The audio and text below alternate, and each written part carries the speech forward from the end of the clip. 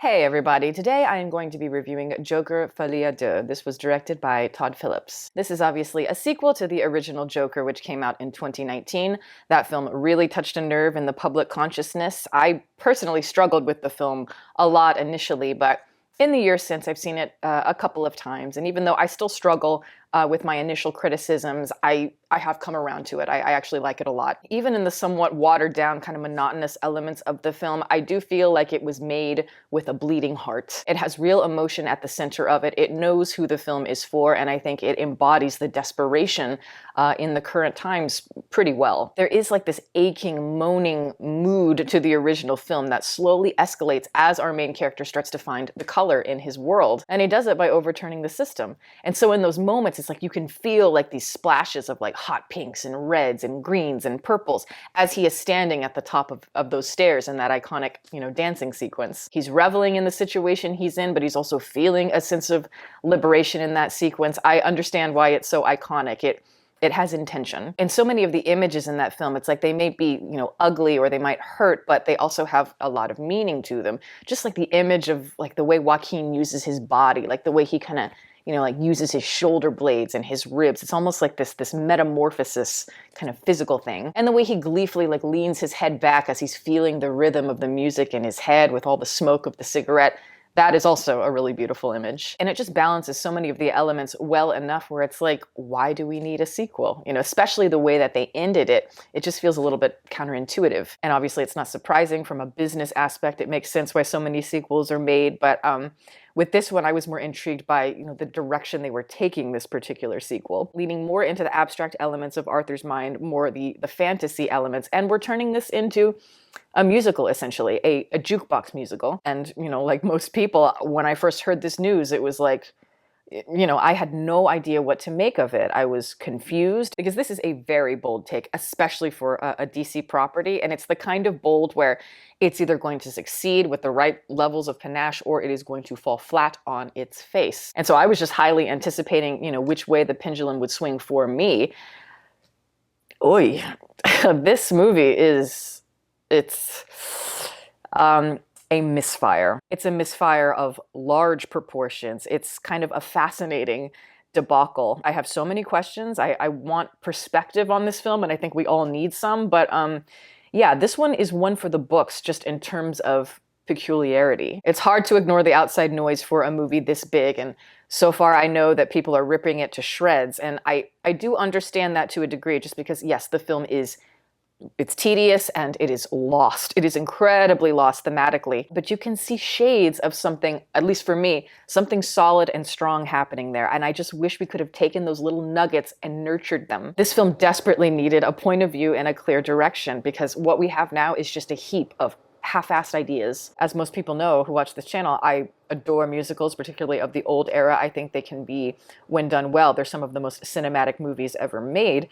But I think that there has to be a confidence there in order for it to succeed with that kind of flair. But this film never feels confident in anything that it is trying to say. It almost feels as if the entire runtime it's trying to justify the reason for its existence. It's trying to make sense, I think, of the musical framework and also that transition between, reality to fantasy, but ultimately it's not coming up with anything new or interesting to ponder. We're attempting to take Arthur's story further here, where he is taken to Arkham Asylum and he is awaiting trial for the murders that took place in the first film. And we're seeing kind of the results of his influence in Gotham, just obviously the image of the Joker and how that has become sensationalized in Gotham. It's a very kind of Jeffrey Dahmer serial killer sort of thing that they're playing with, kind of tabloid culture and the sensationalism of personas. And it's using Arthur's murder trial as the climax, but also to explore a lot of the morals in the second half of the film. And with this trial section, I was thinking, oh, okay, so is this supposed to be like a Chicago thing, where so much of the tension in that final act rests on, whether or not Roxy Hart is going to be proven innocent or guilty. But in Joker, there's no tension in this trial because we already know what the outcome is going to be. And there's really no new insight into Arthur's psychology beyond the same repetitive talking points that lead us nowhere. There are hints, I think, of tasty morsels or interesting ideas in this trial. They bring back the Zazie Beetz character as an example for the cross-examination. And there I was like, oh, wow. Because, like her character, she always seemed sympathetic and she seemed like a human, and yet she was dragged by this case in the media and she had to completely uproot her life. And this sort of thing happens all the time in these types of cases, and yet they are brushed under the rug. And so I found it refreshing that they were talking about this, but then they just yank it away from us. It's like they add this little bit of intrigue and then it's just gone. And it's like, what is the point of bringing that up? Again, if you're not going to take us anywhere with it. But this happens over and over again in this film. And when you're making a musical, particularly a jukebox musical, where it's like, you're using a lot of standards, I think that the intent of everything has to be crystal clear, but it never feels convincing. And it's like, we have a lot of classic songs here, a lot of standards from like Sweet Charity, Pal Joey. Obviously a big one is The Bandwagon. Phoenix even does a whole tap dance routine in this movie. And let me say, difficult choreography. That was not an easy one to pull off. So props to him for that. I don't dislike all of the musical sequences on their own. Some of them I do think are pretty solid, but it's just as the movie is progressing, they start to feel more and more like filler. And this is mainly because our main characters are given nowhere to go. It's like we don't give them strong arcs. So ultimately, there's just no driving force or momentum within those songs. Like I said, I think the hints of abstraction, the hints of fantasy that we sense, coming out of Arthur's mind is more interesting when we are kept more at a distance from it. I think when you plunge into it fully, you risk losing your way, but also you just lose the narrative, as, we've done here. But in defense of this film, I will say I liked the first act. I thought it was compelling. It had promise. It felt like it had intention. Despite how lost in the fog we become, I sensed that bleeding heart, that was always so essential in the first film. And I have to say, maybe I'm the only one who feels this way, but in the first act, I loved the budding relationship between Joker and Harley Quinn, Joaquin and Lady Gaga. These two embody that bleeding heart feeling that I mentioned before. This is a love affair that is obviously meant to burn out and fizzle very quickly, and yet there was an immediacy to it that I just latched onto. Two dark, damaged souls, both finding the light within each other, but at the same time inadvertently finding the darkness within each other. There is real beauty to that type of story to me. And within that, it felt like we were finding definition and shapes within the blackness of this movie. Part of it too is the performances in this movie are fabulous. Joaquin's dark eyes and just that innocent, he plays this character with kind of the openness of a child, and there's that pain with it. But there's something to that openness and this strange sensitivity he has that just, it's a very unique interpretation of the character, and I do enjoy it. I've come around to it more with time. And even if the musical framework isn't working here, God, Joaquin Phoenix is trying his hardest to make it work, to make it seem like this is the only thing that this character could possibly do is to sing and dance. And another thing, I sense that I'm probably in the minority with this opinion, but I loved Lady Gaga in this movie.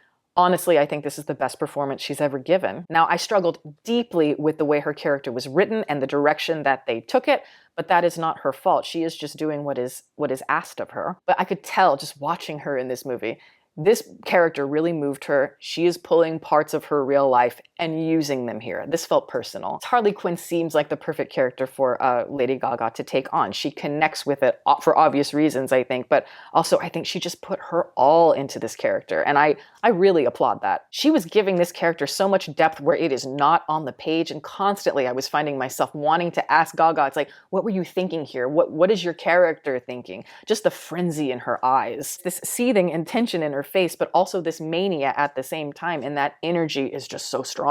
You feel her pain and her longing, even though you don't know explicitly where that is coming from, and yet she has this like psychotic, wild violence in her that just, it vibrates. She's playing the role like she was born to love Arthur and she was born to understand him. And again, it's like she was putting so much more into this than the writers were, frankly. As the movie goes on, the love story just collapses in on itself. It's one note, ultimately. And, it's like you can't sing about love constantly when the love story is not evolving. Harley Quinn is reduced to just being a groupie. It's like she's just another psychotic, kleptomaniac, pyromaniac girl who's just like, her only purpose is to serve Joker. I desperately wanted this movie to dig its heels into the love story. If you've ever seen the episode Mad Love from Batman the Animated Series, which, that is where the Harley Quinn character originated from, to me, that is the best version of the Harley Quinn story. And, based on the trailers I was seeing, I was like, oh, I think they're clearly pulling from that episode Mad Love. And so I was so excited to see it. In the animated series, but particularly this episode, I feel like Harley Quinn is so many things. Yeah, she's fun and she's crazy, but she is caught up in this wild love story that she obviously can't see outside of. but she's not just a groupie. She has her own skills, her own plans, and her own ideas. And in that particular episode, we see her struggling to try and, find her own identity outside of Joker. Because in that series, Joker is always portrayed as her abuser. And I think, in most of the iterations, he is. And again, I'm not opposed to, them changing things. With Harley Quinn here, yeah, she's more the dominant, I would say, and Joker ends up being more the victim. And it just became, again, another reductive metaphor for like personas and like the sensationalism of them, the seductiveness of them. But yeah, there's just so much you could play with Harley Quinn and Joker. It's a fabulous relationship, and yet, yeah, it was just the way that this one fizzled was so disappointing. This film is a mess. Oh my God, it's a mess. And it's like, again, it's like you can see just little sparkly bits of what it could have been. And also the editing is just so unfocused. I feel like there's probably a lot on the cutting room floor that we did not see. But as it exists, we could not find those threads of dramatic tension. I don't know what to make of this. Again, I think it's important for all of us to step back, because I think this is going to be one of those movies we look back on as like, so bizarre that they were able to get greenlit. Considering the success of, yes, Joker in 2019, it makes sense to why they would give them a lot of creative control, but this much is kind of surprising to me. And it proved to be the wrong decision, at least in my opinion.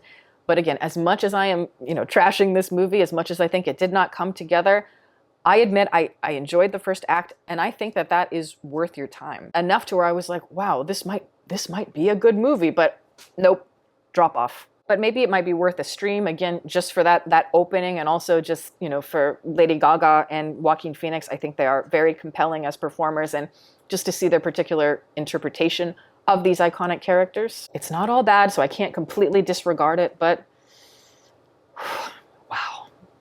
wow. But that is my review. Thank you guys so much for watching. I'm going to plug my website as always. It is deepfocuslens.com. I'm an artist. I do commission portraits and I sell prints of my work. If that is something that you're interested in, you can always go to the website below. And if you have a question about a commission or a print, you can always email me. My email is in the description box below as well. Also, I'd like to give a shout out to my patrons who are great. Guys, thank you so much for your support. Welcome to all the new members. If you are interested in supporting, the link for that is below, as well as the rest of my social media information. You can watch more videos here, and you can subscribe if you'd like. Catch you next time.